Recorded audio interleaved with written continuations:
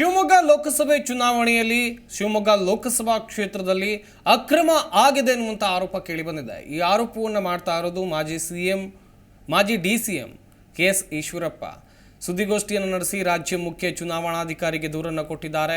ಈಶ್ವರಪ್ಪನವರು ಪುತ್ರ ಕಾಂತೇಶ್ ಜೊತೆಗೆ ಬಂದು ದೂರನ್ನು ಕೊಟ್ಟಿದ್ದಾರೆ. ಈಶ್ವರಪ್ಪ ಶಿವಮೊಗ್ಗ ಬಿಜೆಪಿ ಅಭ್ಯರ್ಥಿ ರಾಘವೇಂದ್ರ ವಿರುದ್ಧ ಈಶ್ವರಪ್ಪನವರು ಇದೇ ವೇಳೆ ವಾಗ್ದಾಳಿಯನ್ನು ನಡೆಸಿರುವಂಥದ್ದು. ಮಾಜಿ ಡಿಸಿಎಂ ಈಶ್ವರಪ್ಪನವರು ಮಾಡಿರುವಂಥ ಆರೋಪ ಶಿವಮೊಗ್ಗ ಲೋಕಸಭೆ ಕ್ಷೇತ್ರದ ಚುನಾವಣೆಯಲ್ಲಿ ಅಕ್ರಮ ಆಗಿದೆ ಎನ್ನುವಂಥದ್ದಾಗಿ ಅವರು ಹೇಳ್ತಾ ಇದ್ದಾರೆ. ರಾಜ್ಯ ಮುಖ್ಯ ಚುನಾವಣಾಧಿಕಾರಿಗೆ ದೂರನ್ನು ಕೂಡ ಕೊಟ್ಟಿದ್ದಾರೆ. ಪುತ್ರ ಕಾಂತೇಶ್ ಜೊತೆಗೆ ಬಂದು ದೂರನ್ನು ಈಶ್ವರಪ್ಪನವರು ಕೊಟ್ಟರು. ಶಿವಮೊಗ್ಗ ಬಿಜೆಪಿ ಅಭ್ಯರ್ಥಿ ರಾಘವೇಂದ್ರ ವಿರುದ್ಧ ಈಶ್ವರಪ್ಪನವರು ಇದೇ ವೇಳೆ ವಾಗ್ದಾಳಿಯನ್ನು ಕೂಡ ನಡೆಸಿದ್ದಾರೆ. ಶಿವಮೊಗ್ಗ ಲೋಕಸಭೆ ಚುನಾವಣೆ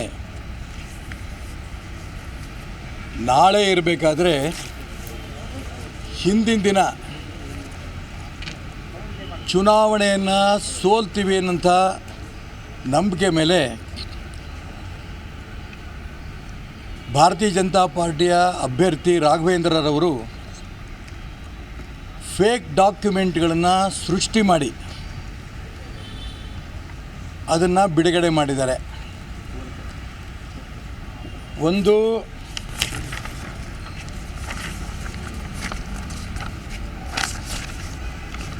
ನಂದು ಮತ್ತು ನರೇಂದ್ರ ಮೋದಿಯವರ photo hockey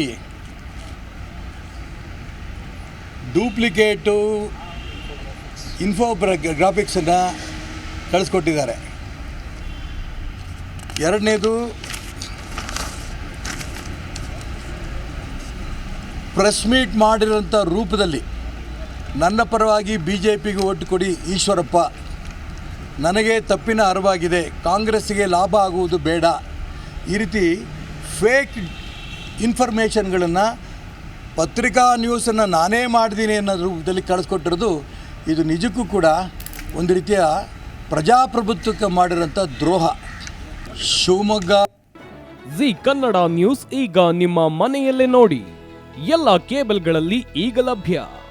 sun Direct 292, Jio TV 1334, U digital 162, city cable 51, GTPL 17, Abhishek cables 821, Rock Line telecommunication 51, Shri Basaveshwara number 60, Vinayaka digital number 53, in digital number 896ರಲ್ಲಿ. ನಿಮ್ಮಿಸ್ತದ ಜಿ ಕನ್ನಡ ನ್ಯೂಸ್ ನೋಡಿ ಆನಂದಿಸಿ.